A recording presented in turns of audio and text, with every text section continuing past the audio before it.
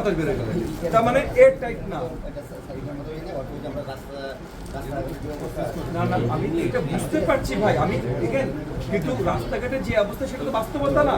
যেমন মনে করেন আপনার একটা মিটিং এর জন্য আমি ডাকলাম সকাল 10টার সময়, আপনি 12টার সময় এসে বললেন রাস্তাঘাটে যাওয়া অবস্থা 2 ঘন্টা দেরি হয়ে গেছে। তো রাস্তাঘাটে হঠাৎ করে অবস্থা খারাপ হচ্ছে, আমরা সবাই জানি না? তাহলে সবাই সকালবেলা আগে আরো বেশি বেরোই না? তো আপনি জানেন না একটা ডেলিভারি দেওয়ার আগে রাস্তাঘাটের কি অবস্থা? তো প্যাকেজিংটা আরো ভালো হলে তো ভাই দেখেন, আপনার যদি শুধু আপনি না, যারা কম্পিট করবে টেন্ডারে তাদের যদি মনে হয় যে আরো 3 টাকা এক্সট্রা না দিলে আমরা প্যাকেজিং করতে পারবো না, দেন তখন আমরা বিবেচনা করবো 3 টাকা এক্সট্রা দেবো কিনা। কিন্তু আপনারা বলেছেন পারবে, সেই ভিত্তিতে আমরা টাকা দিচ্ছি, কিন্তু আমাদের শিক্ষার্থীরা ঠিকভাবে পাচ্ছে না।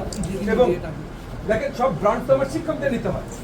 একটা বাচ্চা অসুস্থ হলে আপনার কাছে তো যায় না ভাই, আসলে আমার শিক্ষকদের কাছে, হেডমাস্টারের কাছে। দায়িত্ব তো নিতে হয় আমাদের মন্ত্রণালয়কে। সো আপনারা একটু এগেন সামনের দিনগুলোতে আপনাদের সাথে মানে আরো টাইট করে আমরা টেন্ডার দিব, আপনারা খেয়াল রাখেন ভাই এই জিনিসগুলো যেন না হয়। দেখতে পারলাম, কে দেখতে পারলাম প্যাকেজিং এর ঝামেলা আছে, প্যাকেজিং থেকে বাতাস বের হতে খুব প্যাকেজিং এ ফুটে হলে তো মুশকিল ভাই। প্যাকেজিং এ তো ফুটে আপনার তো সিল প্যাক করতে হবে, মানে আপনি যে তারিখটা বসিয়েছেন এই তারিখটা একমাত্র তখনই কার্যকরী যখন প্যাকেটটা সিল থাকবে। এটা তো আসলে আমার বোঝানো দরকার। সেম সাপ্লায়ার, এই সাপ্লায়ার কয়টা স্কুলে সাপ্লাই দিচ্ছে? এই সাপ্লায়ার পুরো জেলার সাপ্লায়ার, একটা সাপ্লায়ার তাদের সাব কন্ট্রাক্ট আছে। আজকে নরসিংদীতে স্কুলে এসে আমরা মিড ডে মিলের কি অবস্থা, আমরা একটা স্কুলে খাবার পরিদর্শন করেছি।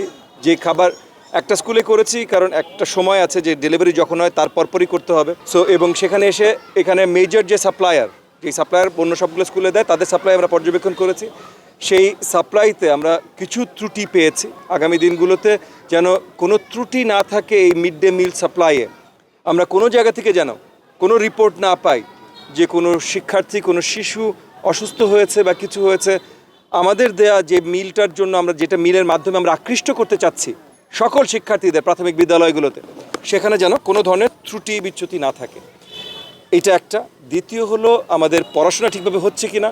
সো প্রত্যেকটা স্কুল থেকে এখন আমরা FLN তাদের অ্যাসেসমেন্ট রিপোর্ট চাচ্ছি। সো প্রত্যেকটা ক্লাসে ক্লাস 1, 2, 3, 4, 5, 5-এর বাংলা পড়ার অবস্থান কি, বাংলা পড়ে বোঝার অবস্থান কি, ইংরেজি পড়ার অবস্থান কি, পড়ে বোঝার অবস্থান কি, এই পুরো অ্যাসেসমেন্টগুলো আমরা জানতে চাচ্ছি, সেগুলো চেক করছি।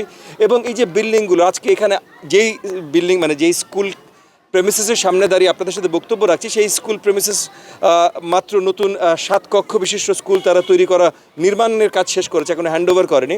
কিন্তু এই 7 কক্ষ বিশিষ্ট নির্মাণ হয়েছে, দেয়াল নাই, সিকিউরিটির কোনো ব্যবস্থা নাই।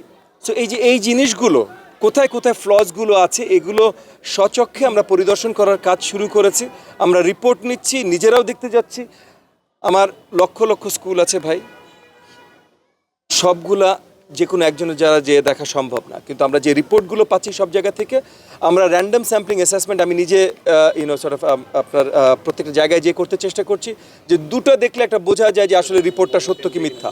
তো সেই জিনিসগুলোর কাজ আমরা করছি এবং প্রত্যেকটার সলিউশনে আসার কাজ করছি। যেমন ইতিমধ্যে যতগুলো আমরা কমপ্লেইন পেয়েছি এই মিড ডে মিলের খাবারের মান সম্পর্কে এটা নিয়ে পুরো ক্যাবিনেট অত্যন্ত চিন্তিত হয়েছে এবং আমরা সব জায়গায় এখন মানে খুব শক্তভাবে আমরা প্রেশারাইজ করছি মনিটরিং, মানে pre delivery monitoring, post delivery monitoring. So এই দুটোর উপরে আমরা শক্তভাবে প্রেশারাইজ করছি এবং প্রয়োজনে আমরা পুরো স্ট্রাকচার আবার চেঞ্জ করে দেবো।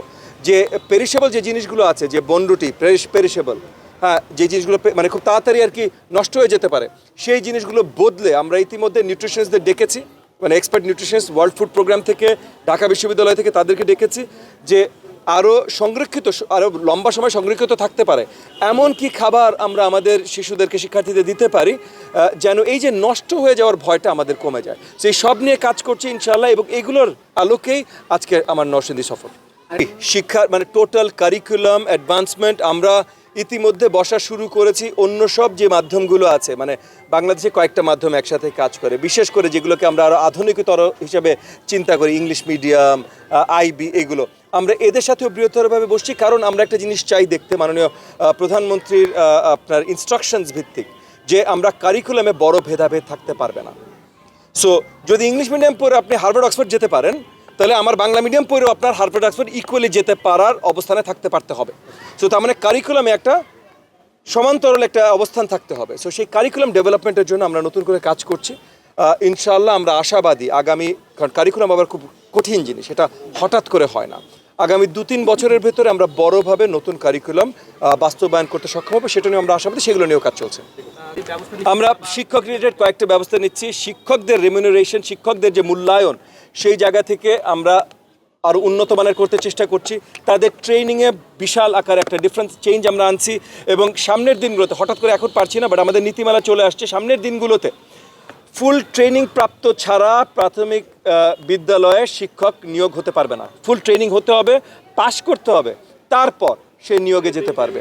সেরকম অনেক চেঞ্জেসগুলো আনছি, কিন্তু এগেন আপনি বুঝেন যে আমার 65,000 প্লাস সরকারি প্রাথমিক বিদ্যালয়, 1,20,000 প্লাস টোটাল প্রাথমিক বিদ্যালয়, কয়েক লাখ জাস্ট সব ধরনের বিদ্যালয়। সো যে কোনো একটা নীতিমালা যখন আমরা চেঞ্জ আনি, টিচারের প্রশিক্ষণ, টিচারের বেতন বা যেটাই, এক রাতে আমরা করতে পারি না। আজকে যদি আমি বলি, মানে আজকে থেকে কার্যকর যদি আমি করতে চেষ্টা করি যে প্রশিক্ষণপ্রাপ্ত ছাড়া টিচার হতে পারবে না, তাহলে আমার 65,000 স্কুলের মধ্যে দেখবেন 62,000 স্কুলের পড়াশোনা বন্ধ হয়ে গেছে, টিচার নাই।